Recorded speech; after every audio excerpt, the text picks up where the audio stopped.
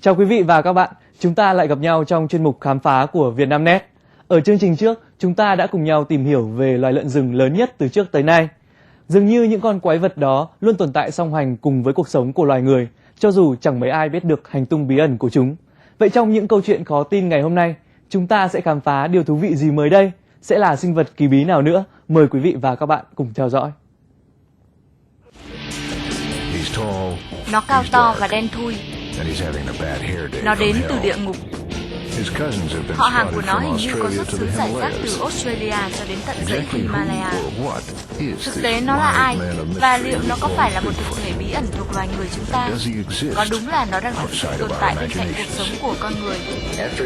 Sau khi phân tích những bằng chứng chúng tôi thu thập được, chúng tôi có thể dám chắc với các bạn rằng nó không phải là động vật. Đó là những bằng chứng về một sinh vật khổng lồ đáng sợ. Trong đời, tôi chưa bao giờ trông thấy một loài nào giống như vậy. Tôi cũng chẳng biết nó là loài gì nữa. Những vết chân đó đã tồn tại, nhưng cũng có thể đã có bàn tay tạo ra nó. Nó đã để lại những dấu vết khổng lồ. Tất nhiên, câu chuyện sẽ không dừng ở đây. Chúng ta sẽ cùng lần theo những dấu vết thu thập được. Các nhà khoa học cũng hy vọng sẽ chứng minh được huyền thoại tưởng như khó tin nhất mà mọi người đã đồn đại, huyền thoại người rừng.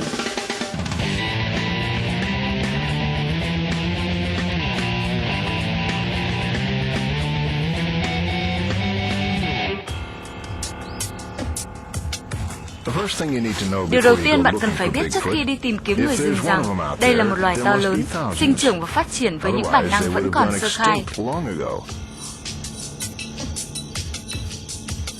Tuy nhiên, cũng có một lý do khiến chúng ta tin rằng người rừng thực sự tồn tại. Mỗi năm lại có khoảng vài chục bản báo cáo phát hiện dấu vết người rừng. Nhiều người đã tận mắt nhìn thấy nó ở Mỹ, còn có thể xác định được nó không phải là gấu mà là một con linh trưởng khổng lồ có thể đi bằng hai chân. Những tài liệu trong suốt 50 năm tìm kiếm dấu vết người rừng đã được ghi chép lại, và qua nhiều chứng cứ thu được, nhiều nhà khoa học có thể khẳng định đây là một loài linh trưởng lớn. Đây là sự thật hay huyền thoại? Chỉ có một điều chắc chắn là có cái gì đó rất lạ đang diễn ra. Liệu đó có phải là mốc quan trọng nhất mà các nhà địa chất phát hiện được trong thời gian này về một sinh vật bí mật tồn tại vượt qua cả một nền khoa học hiện đại, khiến trí tưởng tượng của biết bao người phải hoạt động? Những kiến trúc sư giờ chỉ có thể tạc lại bàn chân của con quái vật khổng lồ này. Cuộc tìm kiếm sự thật về người rừng bắt đầu trên một ngọn núi xa xôi ở California, có tên rừng quốc gia Sixerwood.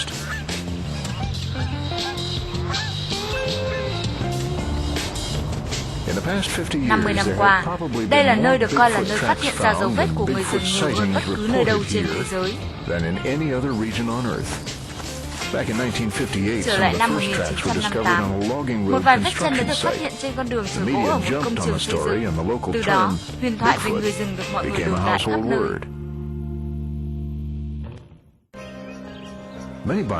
Nhiều nhà sinh vật học cho rằng số lượng các loài linh trưởng lớn được kiểm soát chỉ có con số tối thiểu là 1.000, còn hầu như tất cả đều nằm ngoài tầm kiểm soát.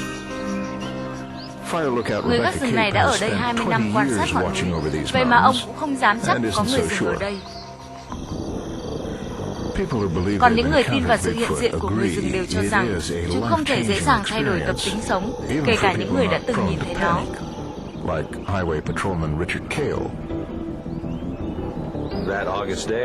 Đó là một ngày tháng 8, tôi đang lái xe vận chuyển gỗ theo con đường mòn xuống chân đồi. Lúc ấy tôi đã nhìn thấy một vật rất lớn đi bằng hai chân và di chuyển rất nhanh theo hướng ngược lại. Lúc ấy tôi chỉ có thể biết được rằng nó thực sự rất lớn.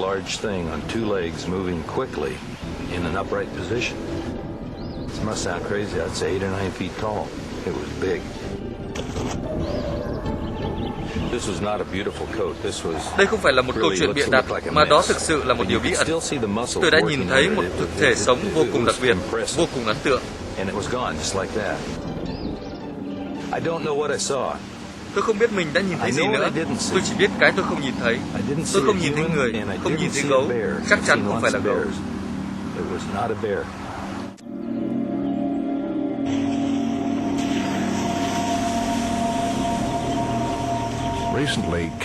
Gần đây, khi chị Catherine đi cắm trại cùng em gái mình ở ngọn núi bên cạnh,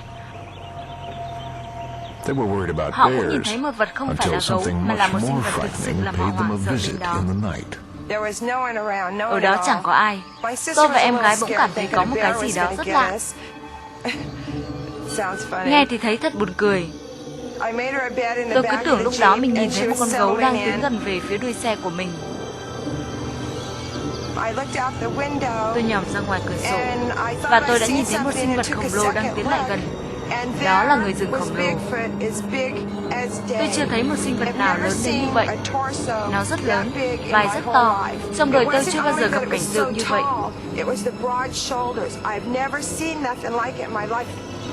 Tôi vô cùng sợ hãi. Tôi vội vàng lái xe chạy trốn. Trong đời tôi đúng là chưa bao giờ được thấy một hình ảnh như vậy. Many Bigfoot eyewitnesses seem like remarkably.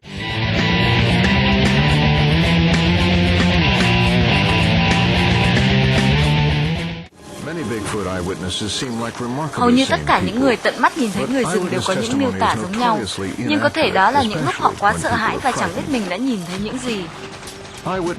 Những người được nhìn thấy chỉ kể lại được những gì họ thấy, còn hai nhân chứng khác lại chứng minh được rằng họ đã quay lại được những thước phim về người rừng. Và tất nhiên, những gì mà các nhân chứng trước đó kể lại có phần khác biệt. Đó là trường hợp vào năm 1967, khi hai chàng cao bồi mắc máy quay đi, với hy vọng sẽ quay được hình ảnh người rừng. Và họ đã ghi lại những hình ảnh này. Kết quả là, đây là một người rừng cái, nó đang di chuyển xa dần, những bước đi của nó trở thành biểu tượng sáng lên của người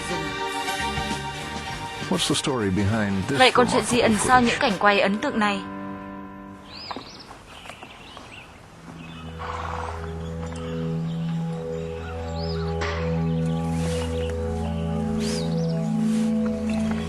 Tháng 10 năm 1967, hai chàng cao bồi Roger Patterson và Bob Freeman quyết định đi tìm sự thật về rừng. Là những nhà quay phim nghiệp dư, đã từng gửi những bộ phim tài liệu của mình đến kinh đô điện ảnh Hollywood, nhưng thật buồn là chẳng ai liên lạc lại với họ cả.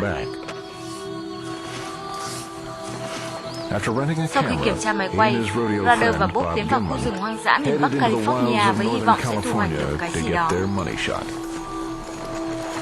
Chuyện kể rằng, họ đã mất cả tuần lang thang trong rừng, lần ra những dấu vết lạ. Chuyện gì xảy ra tiếp theo tất nhiên phụ thuộc vào những gì họ kể lại. Thậm chí ngay cả những nhà khoa học cũng không thể ngờ được những gì họ đã thu về.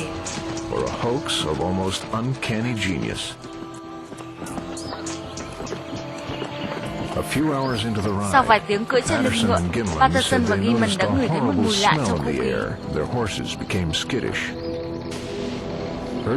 Lũ ngựa cứ nhảy chồm lên. Cả tháng trời, họ lang thang lần theo những dấu vết lạ trong rừng, và cuối cùng đã tìm thấy một sinh vật lạ đang chạy.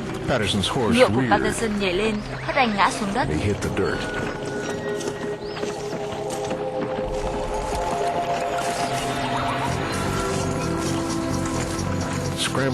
Vội vàng đứng lên, họ nhanh chóng lấy máy quay và hướng thẳng ống kính về phía sinh vật lạ. Và đó chính là những hình ảnh nổi tiếng về người rừng còn tồn tại đến ngày hôm nay. Patterson gặp rắc rối khi quay phim. Khi máy đã bớt rung, thì sự thật là, đầu tiên, khó có thể nhìn thấy sinh vật khổng lồ khi ở khoảng cách xa. Patterson đuổi theo sinh vật lạ ấy, và cuối cùng cũng ghi lại được chi tiết một số hình ảnh.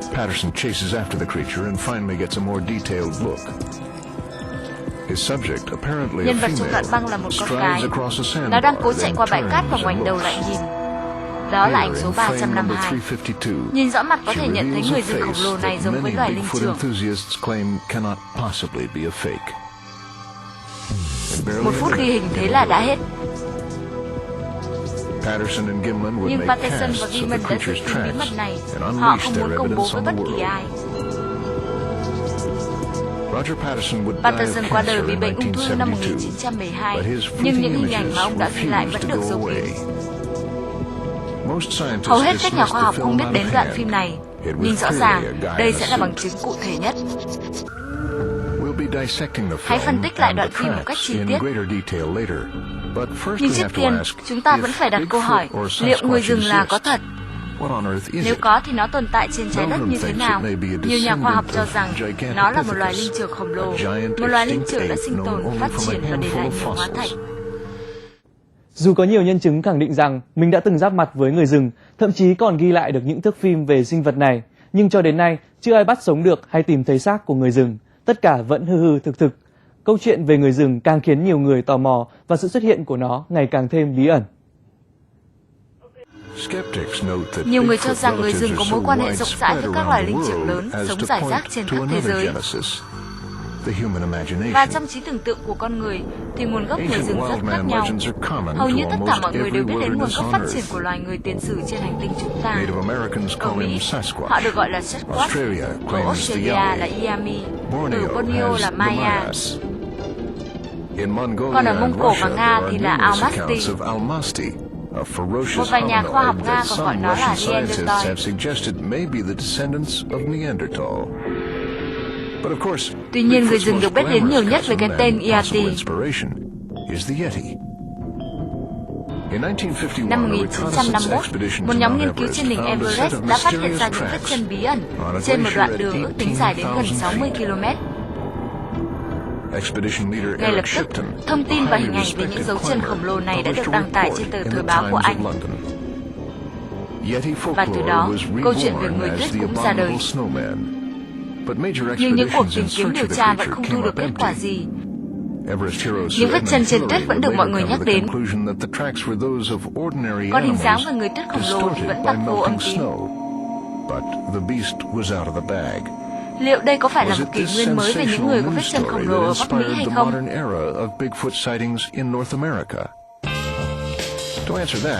Để tìm hiểu, chúng ta phải tìm hiểu một bộ phận quan trọng nằm dưới cùng của người rừng. Đó chính là những vết chân khổng lồ. Liệu đây là sự thật hay bịa đặt? Những chuyên gia pháp y, những nhà linh trưởng học và sinh vật học đang tìm câu trả lời.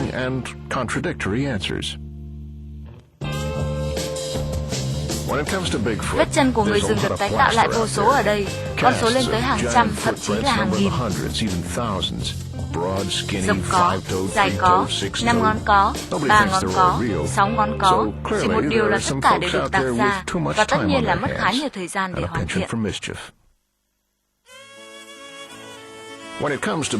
Những câu chuyện về người rừng thỉnh thoảng lại được nhắc đến.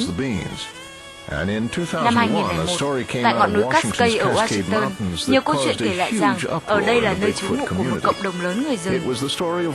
Đó là câu chuyện của Ray Wallace. Ray là người đã tiếp xúc nhiều nhất với người rừng.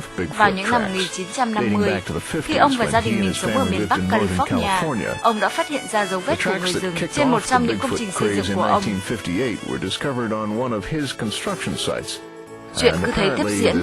Khi Ray và gia đình chuyển hết việc này đến việc khác, xuôi ngược miền Tây Bắc, những vết chân khổng lồ vẫn đi theo họ ở bất cứ nơi đâu.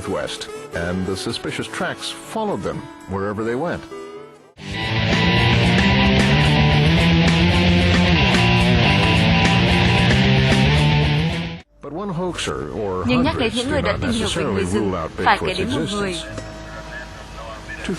Cách đó 2.000 dặm tại Congo, bang Texas, những nhà nghiên cứu đã để ý đến một người tên Jimmy Carlos. Ông là một chuyên gia nghiên cứu về dấu vết người rừng. Đây là một sở thích khá không giống ai của ông. Ông cũng là một trong số ít những chuyên gia đồng thời nghiên cứu cả vết chân của loài linh trưởng. Cách đây vài năm, mới đầu chỉ là một trò giải trí, nhưng bây giờ ông đã đam mê thực sự với việc nghiên cứu vết chân của người rừng. Và thật ngạc nhiên, ông đã phát hiện ra những điều kỳ thú về vết chân của người rừng. Đó là dấu vân chân ở ngón chân út. Với ông, đây chính là những bằng chứng đầu tiên khiến con người phải thay đổi ý nghĩ từ ảo tưởng sang hiện thực đáng tin. Lúc này, ông đang tìm hiểu vết chân của một loài linh trưởng ông chưa biết đến. Dấu chân này xuất hiện ở California năm 1967. Thậm chí còn ngạc nhiên hơn là Jimmy đã phát hiện ra nhiều nét giống với những vết chân ông đã phát hiện trước đó ở Walo Alo 20 năm trước. Ngoài ra còn nhiều manh mối hơn thế nữa. Với tiến sĩ Esteban Sandiato cũng vậy. Người đàn ông này không ngại gần lăn cả vào những vũng bùn để tìm kiếm vết chân của người rừng. Là một chuyên gia nghiên cứu về động vật linh trưởng, trong 2 năm vừa qua, Sandiato đã dành hầu hết thời gian để tìm hiểu về loài động vật linh trưởng khổng lồ. Ông quyết định chỉ có cách duy nhất để tìm hiểu về dấu vết của người rừng, là tự mình thúc một khuôn chân của sinh vật ấy. Sử dụng một công nghệ đặc biệt, tiến sĩ San Diego có thể tái tạo được bàn chân của người dùng theo đúng ý mình, thậm chí còn có cả các mô và cơ trên bàn chân giả ấy nữa. Những người theo quan điểm tin và không tin vào hiện thực người rừng đều có cùng quan điểm rằng ở Tây Bắc nước Mỹ đã xuất hiện vết chân người rừng. Nhưng người rừng cũng đã từng xuất hiện ở Florida và Alaska, và dường như người rừng liên tục thay đổi địa điểm. Chúng tôi đang có mặt ở Texas để tìm kiếm một loại người rừng khác. Tất nhiên, việc tìm kiếm này cũng mang một mục đích khác, đó là nhiệm vụ bắn hạ người rừng đó.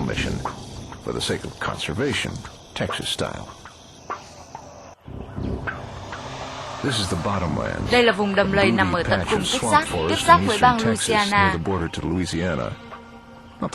Nơi đầu tiên nghi ngờ là có sự xuất hiện của người rừng. Nhưng theo một vài người thì đây có thể chỉ là nơi người rừng đặt những bước chân cuối cùng. Và cuộc săn này có vẻ sẽ phức tạp hơn rất nhiều.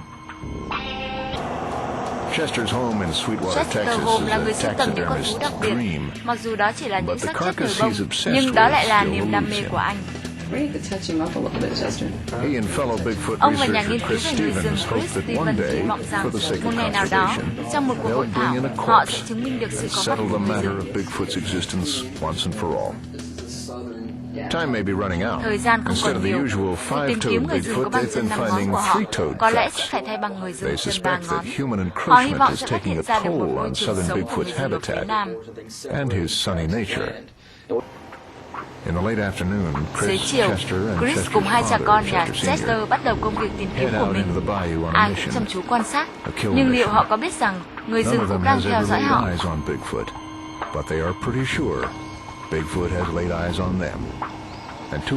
Cả có vẻ như rất hưng phấn.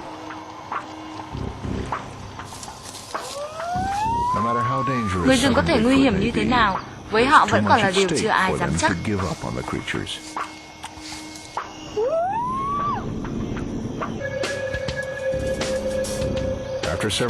Mất vài tiếng quan sát mà chưa thấy dấu hiệu cũng như âm thanh nào chứng tỏ sự hiện diện của người rừng. Đội săn người rừng vẫn tiếp tục công việc của mình. Súng cũng đã được họ chuẩn bị. Tuy nhiên họ bảo rằng mình đã nghe thấy những âm thanh lạ.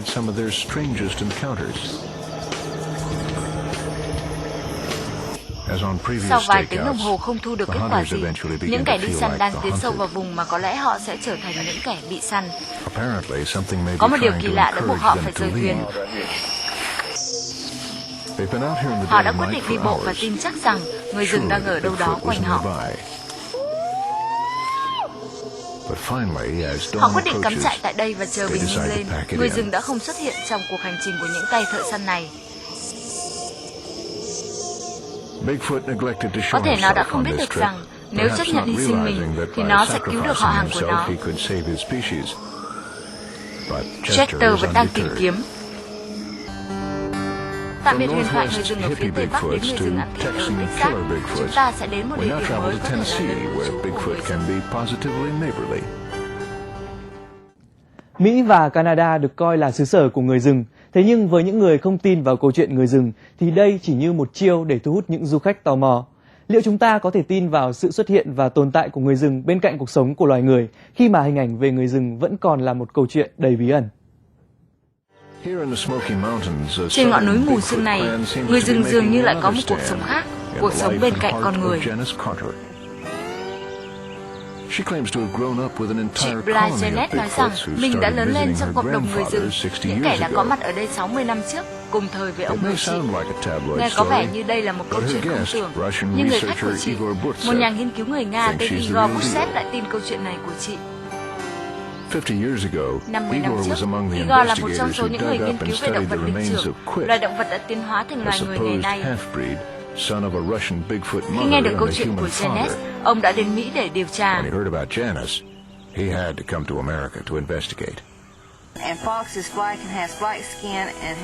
Cũng chính bởi câu chuyện sống cùng quần thể người rừng nghe có vẻ khó tin, nên Janet đã tập hợp mọi bằng chứng thuyết phục nhất để kể lại cho Igor, nhưng nghe chừng cũng rất khó khăn.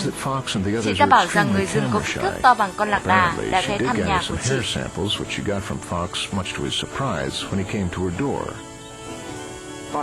Hôm ấy, nó gõ cửa nhà tôi và xin tôi tách tỏi để bôi vào vết côn trùng và muỗi cắn. wanted garlic. They used garlic to keep mosquitoes and bugs. Tôi đã cho nó củ tỏi. Also, I guess it's good for fleas and stuff too.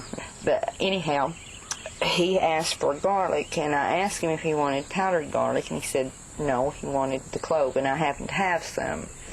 Thế nó nói bằng tiếng Anh à? He speaks English. Yes. Đúng vậy. Nghe giọng của nó thế nào? Very deep Giọng ồm ồm. and gurgler. Chẳng hạn như nói xin chào, nó đã nói như thế này. Tôi cầm củ tỏi trong lòng bàn tay và đưa cho nó. Nó rất lớn. Tôi đứng như thế này. Nó nói cảm ơn rồi biến mất.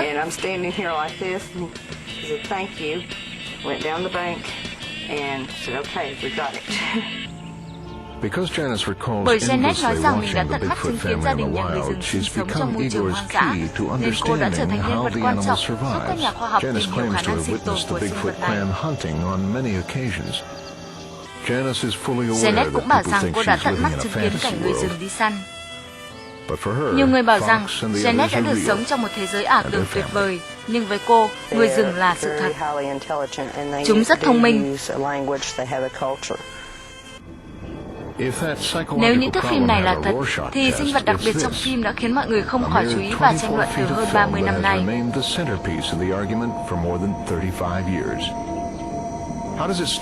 Liệu có phải do những công nghệ kỹ thuật số tạo ra hay không? Trở lại Texas, nhà săn người rừng Chester đã mời một người bạn là David đến để xác minh và tìm hiểu sự thật trong những thước phim đã được Gimon ghi lại.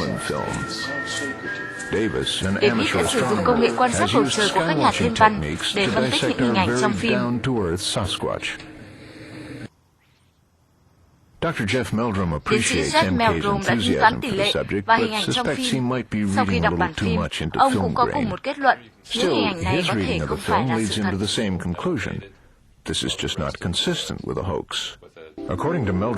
Theo tính toán của Meldrum, có thể đó là một người mặc bộ trang phục của người rừng.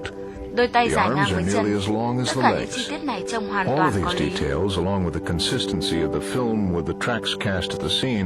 Make Meldrum wonder how it could possibly be a fake. But when it comes to this bit Khi of xem từng film, đoạn phim một cách kỹ even in càng, the scientific các nhà khoa học đã có thể it cảm nhận seems được. details are often in the eye of the beholder.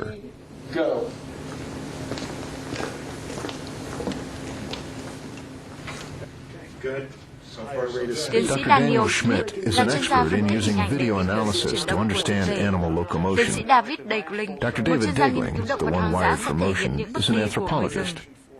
Họ đã cùng nhau phân tích từng hình ảnh trong đoạn phim Together, của they've Gimon. scrutinized the Với họ, kết Patterson-Gimlin quả đã film, dần hé mở. and for them, it comes up short.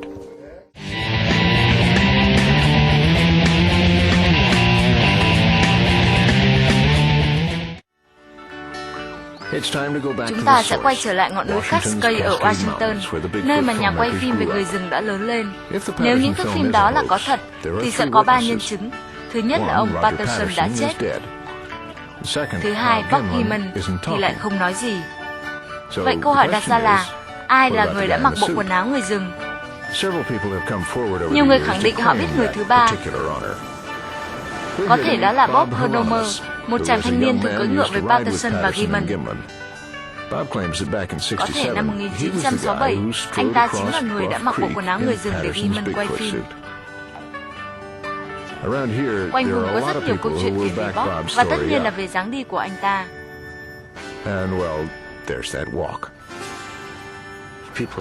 Mọi người nói rằng tôi có dáng đi giống người rừng. Tất cả mọi người ai cũng có nhận định như vậy. Theo những gì Bob kể lại, họ đã có mặt ở một ngọn núi ở California khoảng vài tuần.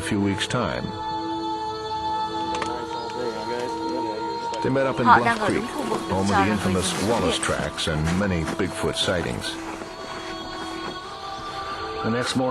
Buổi sáng hôm ấy, sau khi uống tách cà phê, chúng tôi lên lưng ngựa. Bộ quần áo người rừng được chúng tôi buộc sau yên ngựa.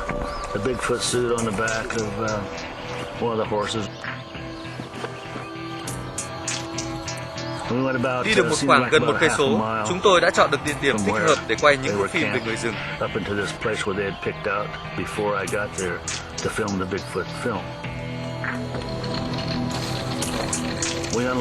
Chúng tôi đã tháo bộ quần áo người rừng ra, tôi đã mặc nó. Sau đó chúng tôi đã tìm những vị trí để thực hiện những cảnh quay.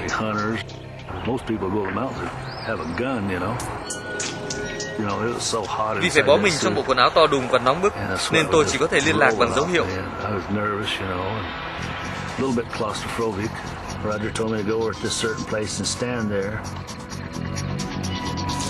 Họ đã làm cho con ngựa sợ hãi nhảy lên, vì vậy đã có những thước phim nhiều cảnh dung.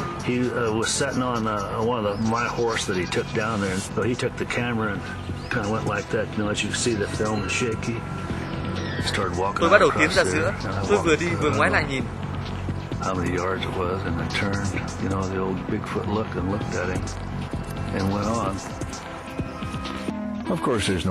Tất nhiên là cũng chưa có một bằng chứng nào chứng tỏ câu chuyện mà Bob kể lại là sự thật.